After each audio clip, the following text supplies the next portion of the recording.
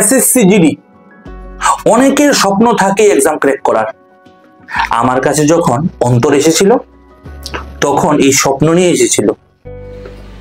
নমস্কার, জয় মা কালী। আজকে আমার জন্য খুব খুশির দিন। আমার এক স্টুডেন্ট অন্তর মজুমদার অনেক কষ্ট করার পর আজকে এই স্থানে দাঁড়িয়েছে যে আমি ওকে পুষ্পস্তবক দিয়ে অভিনন্দন জানাচ্ছি এসএসসি জিডির মতো এক্সাম ক্র্যাক করার জন্য।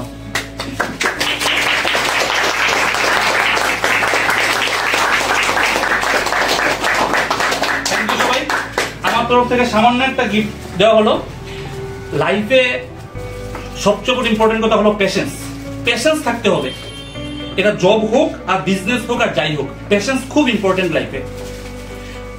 হতেই পারে যে প্রথমে তুমি কোনো এক্সাম ক্র্যাক করতে পারোনি, লেগে থাকতে হবে, নিজের কোয়ালিটির উপর বিশ্বাস রাখতে হবে, নিজের গুরুর উপর বিশ্বাস রাখতে হবে, তাহলে অবশ্যই তোমরা এক্সাম ক্র্যাক করতে পারবে।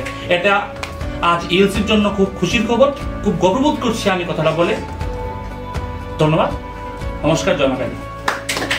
এবং যখন এক্সামটা ক্র্যাক করলো আমি কতটুকু খুশি হয়েছিলাম আমি বলে বোঝাতে পারবো না।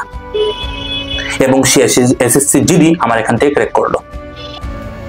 নমস্কার, আমি একজন এএলসি স্টুডেন্ট। বিগত 6-7 মাস ধরে আমি এএলসিতে পড়তেছি, কিন্তু বিভিন্ন কারণবশত আমি অফলাইনে পড়তে পারছি না।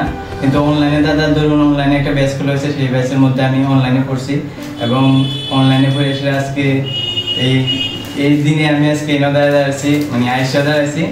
তো অনলাইনে পড়ার সুবিধাটা কি হয়েছে, দাদা অনলাইন যেটা দেখছি আমি অনলাইনের মধ্যে দাদা কি করতো, অনলাইনটা পড়াইতে তার পাশাপাশি এত পরিমাণ গাইড দিত। গাইডটা কেমন, তুমি যদি অনলাইনে ধরো অ্যাটেন্ড করছো না, তারপরেও দাদা নিজে পার্সোনাল শরীরে কল করতো, করতো যে কেন আইতে পারছো না, কি আইছো না। যদি পার্সোনাল বেশি কোনো রিজন না থাকে তাহলে মানে জয়েন করো। মানে খুব পরিমাণে যে গাইডেন্স বা আমার মতো যে পরিবারের ফ্যামিলি মেম্বার তারাতেও বেশি পরিমাণ গাইড দিয়ে সেটা পড়াইতো। যে অনলাইনে পড়াইতেছে দূরে কেউ আছে এটা কোনোদিনই ফিল করতে দিস না যে দূরে আছি আমি, তুমি পড়লে পড়ো নাহলে বয়ে থাকো, এমন কিছু আসছিল না।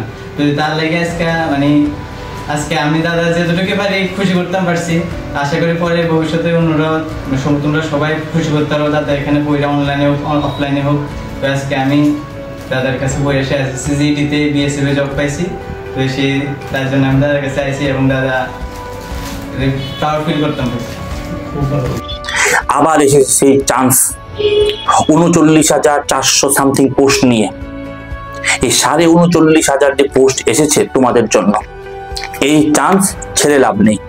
অবশ্যই তোমরা জয়েন করতে পারো ইএলসি কে, নিজের লাইফকে একটা গতি দেওয়ার জন্য। এবং শুধু এসএসসি জিডি না, আইবিপিএস এর এক্সাম হোক, এসবিআই এর এক্সাম হোক, টিপিএসসি হোক, টেট হোক, নিউ ব্যাচ ওপেন হয়ে গেছে, রেলওয়ে এনটিপিসি জয়েন করতে পারো আমাদের কোচিং সেন্টার। নমস্কার, জয় মা কালী।